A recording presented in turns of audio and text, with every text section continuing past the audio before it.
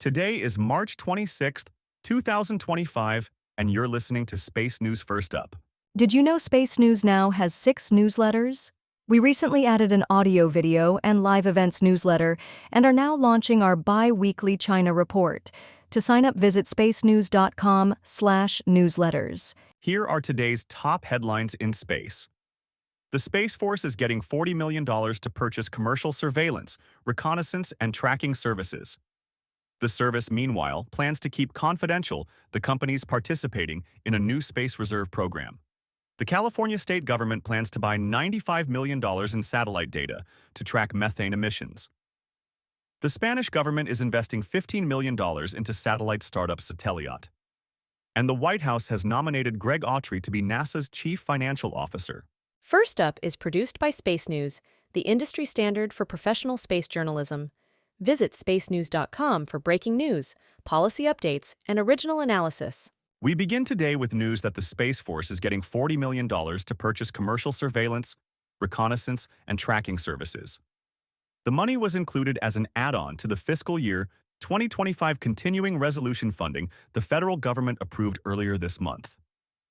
The director of the Space Force's Commercial Space Office, COMSO, said the money represents a vote of confidence in the service's efforts to tap the commercial space market, providing a dedicated budget line, as well as additional funding spread among other budget lines for purchasing commercial services. The service, meanwhile, plans to keep confidential the companies participating in a new space reserve program.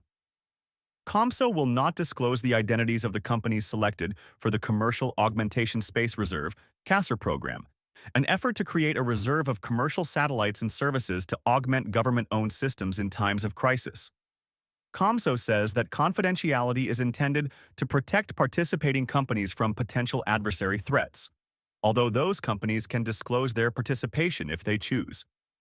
The first 4 companies signed CASR agreements March 1st for an initial 3-month pilot program, supplying space domain awareness data to help track and analyze objects in orbit.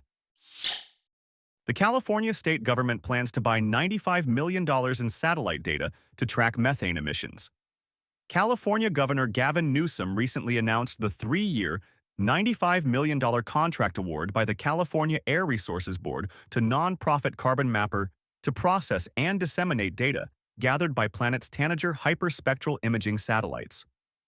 California will use the data to identify sources of methane emissions as part of an effort to reduce such emissions by 40% from 2013 levels.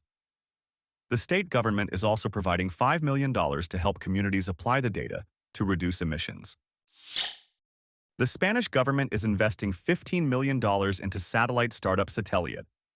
The funding, part of a Series B round of up to 70 million euros, 75 million, the company is raising, will go toward expansion of a constellation of satellites using 5G protocols to relay data from tracking and monitoring devices. The company, with 6 satellites in orbit now, wants to scale up its constellation to at least 100 satellites as it begins commercial services later this year. The White House has nominated Greg Autry to be NASA's chief financial officer, CFO. Autry is assistant provost for space commercialization and strategy at the University of Central Florida and was the White House liaison at NASA in part of the first Trump administration. He was nominated to be NASA CFO in 2020, but the full Senate did not take up the nomination. This new nomination is classified as privileged, which allows the full Senate to consider it without a hearing or vote by the Senate Commerce Committee.